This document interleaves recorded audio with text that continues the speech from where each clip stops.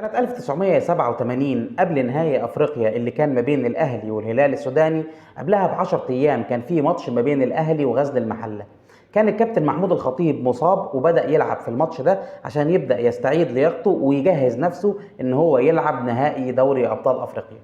في كورة جت لاعب من غزل المحله دخل بستارز رجله في وش الكابتن الخطيب.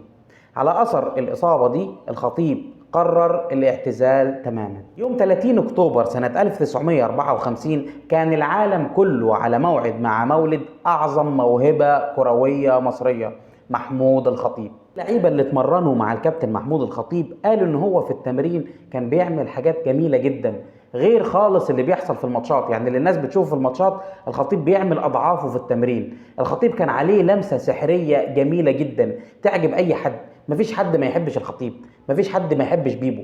يوم اعتزال الخطيب كل الجماهير اللي كانت موجوده في الملعب هتفت بجمله واحده: لا يا بيبو، لا لا، مالكش حق. محمود الخطيب كان الهداف التاريخي للنادي الاهلي في دوري ابطال افريقيا او في البطولات الافريقيه عموما ب 37 هدف.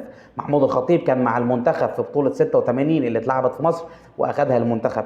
محمود الخطيب كان اول لاعب مصري في التاريخ ياخد جايزه احسن لاعب افريقي اللي هي بتقدمها لفرنسا فوتبول، ومن بعده ما اخدهاش اي حد مصري غير محمد صلاح.